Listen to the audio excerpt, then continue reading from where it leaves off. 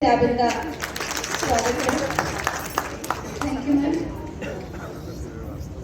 परम आदरणीय मुख्य अतिथि महोदय, मंचासीन अधिकारीगण और सभी शिक्षक साथियों और कुछ बच्चे भी मैं यहाँ पे देख रही हूँ, तो प्यारे बच्चों, मैं पूजा मालविया, सहायक अध्यापिका फ्रॉम जौनपुर। मैं आप सबका आज के आयोजित ये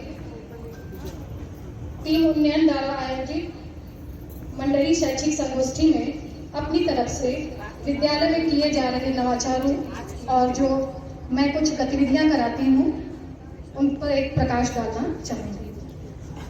उससे पहले तिनका तिनका मिलकर देखो, निर्मित करदा सुंदर नीर। तिनका तिनका मिलकर देखो, निर्मित करता सुंदर नीर। एक एक जब मिल जाए तो बन जाती है भीड़। और ऐसे ही आज हम सभी लोग ऐसे एक एक करके जुड़ते गए और एक यहाँ पे शिक्षकों का समूह एकत्रित हुआ है। मैं मेरे विद्यालय में किए जा रहे जो प्रयास हैं, जैसा कि अभी हमारा 75वां आज़ादी का अमृत महोत्सव मनाया जा रहा था, तो ये उसकी कुछ झलकियां हैं जिसके द्वारा बच्चों को विभिन्न गतिविधियां कराई गई, जिसमें कि झंडा बनाना या फिर ये सब सिखाना। तो उसी की कुछ ये पिक्चर्स है, रंगोली के द्वारा बच्चों को बताया गया कि, और ये सारी गतिविधियां करते हुए बच्चे इतने उत्साहित हो रहे थे। और मैं एक और बात, छोटी सी बात बताना चाहूंगी। एक बच्चे का छोटा भाई आया हुआ था, वो भी झंडा बनाया और उसने बहुत ही गर्व से वो झंडा लिया हुआ। और उसका ये कहना, छोटा बच्चा, आई थिंक वो 3 साल का रहा होगा, उसने कहा कि मैं इस झंडे को जमीन पर मत गिरने दीजिएगा। मतलब वो बच्चा प्राउडली जोरदार तालियां। ये सारी गतिविधियां करने से बच्चों में देश के प्रति प्यार और एक सम्मान की भावना का विकास होता है। Ma'am next slide. और बच्चों का, जैसा कि अभी मैम ने बताया कि नामांकन कराना ही एक प्रमुख उद्देश्य नहीं होना चाहिए।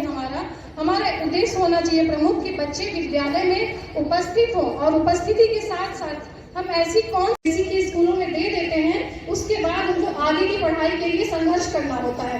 तो हम प्रयास ये करते हैं, मैंने अपनी स्कूल की बच्चियों को ये बोल रखा है कि जब तुम अपने माता पिता से अन्य चीजों के लिए जिद कर सकती हो, तो तुम 8th के बाद, यहाँ से निकलने के बाद तुम उनसे आगे की पढ़ाई बहुत बढ़िया, बहुत बढ़िया।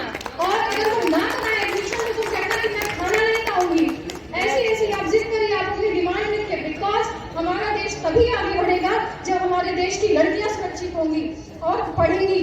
और ये झूठे नहीं कहा गया है कि देवियां देश की जाग जाए, अगर युग स्वयं ही बदलता चला जाएगा। तो इसकी शुरुआत हम सबको करनी होगी और हम सब वैसा करते भी हैं। मैम नेक्स्ट स्लाइड कर दीजिएगा। चूंकि मैं विज्ञान की अध्यापिका हूँ, इसलिए, और विज्ञान है कि गतिविधि आधारित शिक्षण होता है, और बच्चों को सिखाने के साथ साथ एक चीज हमारे दिमाग में ये होना चाहिए कि हमारा कॉन्सेप्ट हो, कक्षाएं जीवंत हो, पाठ्यक्रम रुचिकर हो और बच्चों के आंखों की चमक वापस लौटे।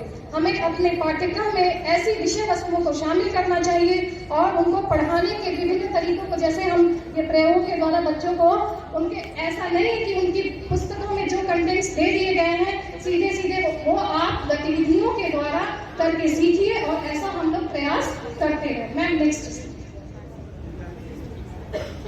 मॉडल फैसिलिटीज भी, और उसके अलावा समय समय पे जो भी बच्चे आगे आते हैं उनको हम लोग एजुकेशनल टूर, जैसे ये हमारा भी यहाँ पे एक पिक्चर लगा हुआ है कि बच्चों को सारनाथ शैक्षणिक भ्रमण के लिए हम लोग ले जाते हैं, और वहाँ पर भी उनको अलग अलग बातें सिखाने का प्रयास किया जाता है।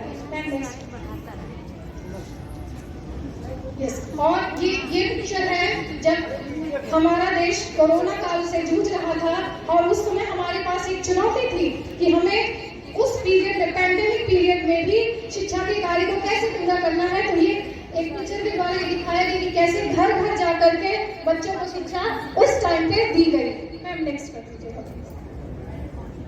ये चूंकि हम लोग ज्यादातर विद्यालय बेसिक के ग्रामीण परिवेश में है, तो यहाँ पे प्रयास किया गया कि बच्चों को उनके परिवेश से जोड़ते हुए, ग्रामीण परिवेश से उनको नेचर के साथ जोड़ते हुए कैसे सिखाया जाए।